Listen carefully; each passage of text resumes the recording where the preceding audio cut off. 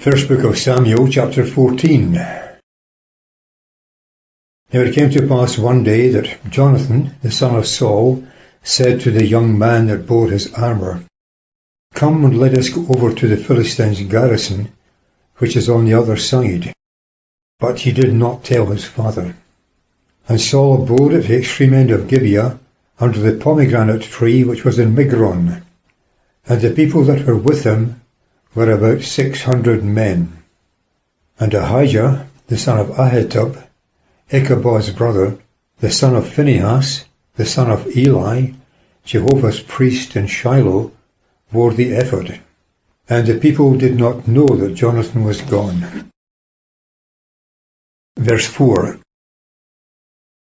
Now between the passes by which Jonathan sought to go over to the Philistines' garrison, there was a sharp rock on the one side, and a sharp rock on the other side.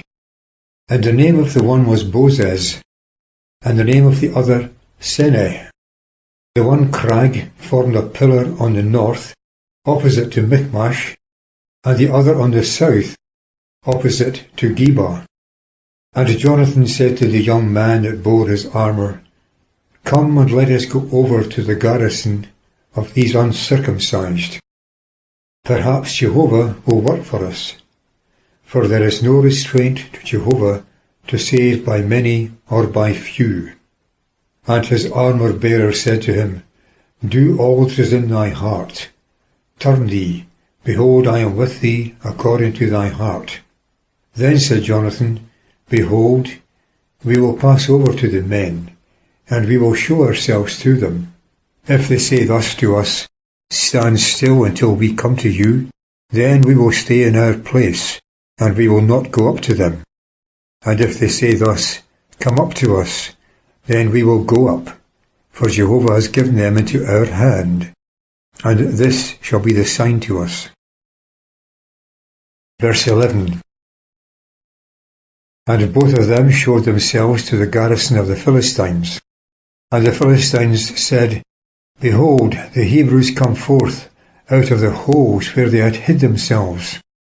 And the men of the garrison answered Jonathan and his armour-bearer, and said, Come up to us, and we will show you something.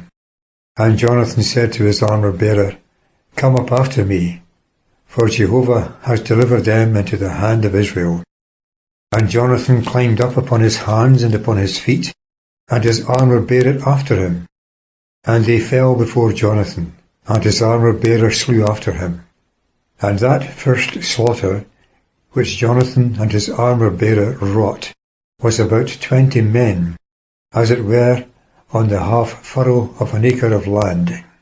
And there was trembling in the camp in the field, and among all the people. The garrison and the ravagers, they also trembled, and the earth quaked, for it was a trembling from God. Verse 16. And the watchmen of Saul and Gibeah of Benjamin looked, and behold, the multitude melted away, and they went on slaying one another.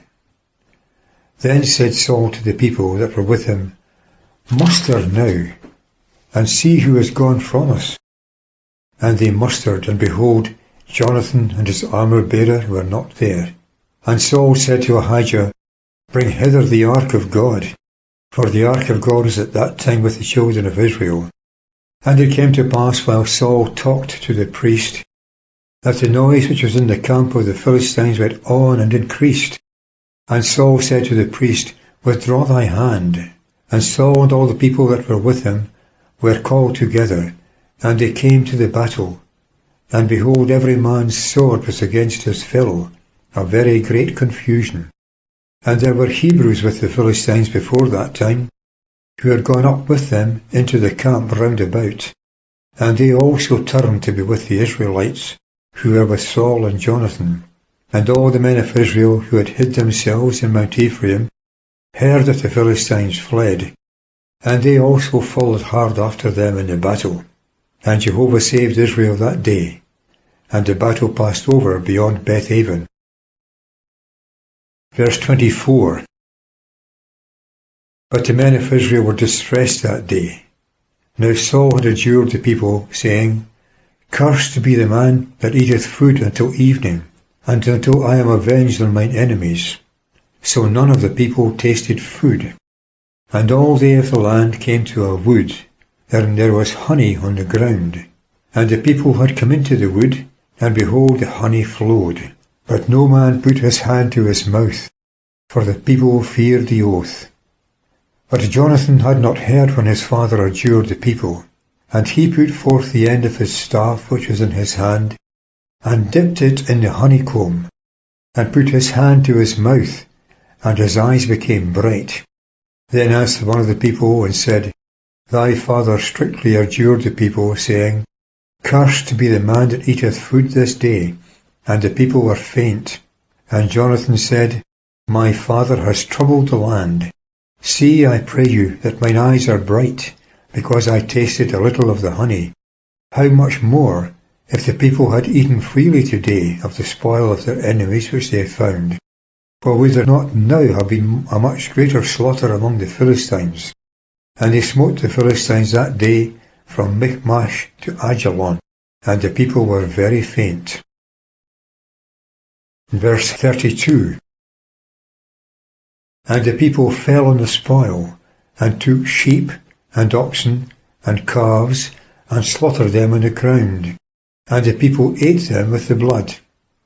And they told Saul, saying, Behold, the people sin against Jehovah, in that they eat with the blood. And he said, Ye have acted perversely. Roll me now a great stone.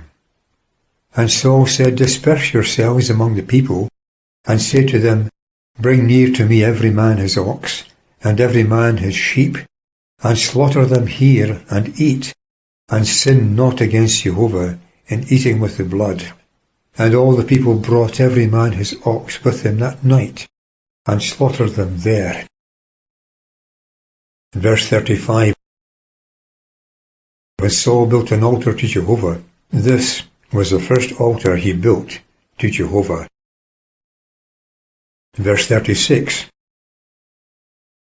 And Saul said, Let us go down after the Philistines by night, and plunder them until the morning light, and let us not leave a man of them. And they said, Do whatsoever is good in thy sight. Then said the priest, Let us come near hither to God. And Saul inquired of God, Shall I go down after the Philistines? Wilt thou give them into the hand of the Israel? And he did not answer him that day. And Saul said, Draw ye near hither, all the heads of the people, and know and see wherein this sin has been this day. For as Jehovah liveth, who has saved Israel, though it be in Jonathan my son, he shall certainly die. And no one answered him among all the people. Then said he to all Israel, Be ye on one side, and I and Jonathan my son will be on the other side. And the people said to Saul, Do what is good in thy sight. And Saul said to Jehovah the God of Israel, Give a perfect testimony. And Jonathan and Saul were taken, and the people escaped. And Saul said, Cast lots between me and Jonathan my son. And Jonathan was taken. Verse 43.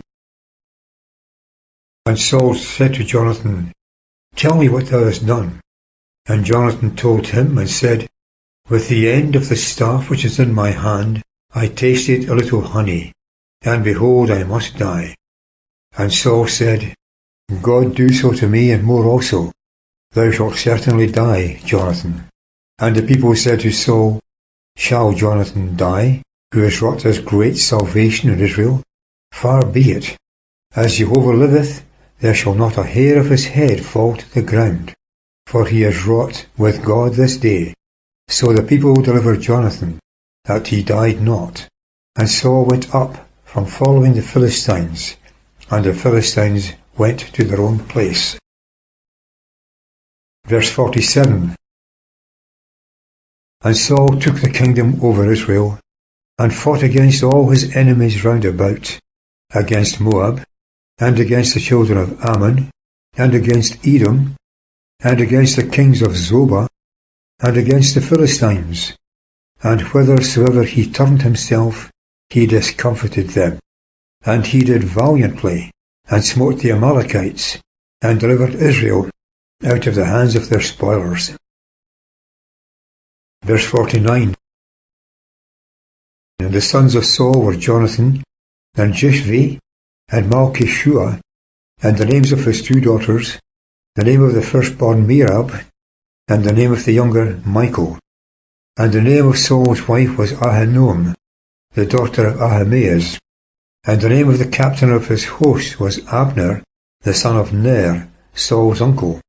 And Kish, the father of Saul, and Ner, the father of Abner, were sons of Abiel. Verse 52. And there was sore war against the Philistines all the days of Saul.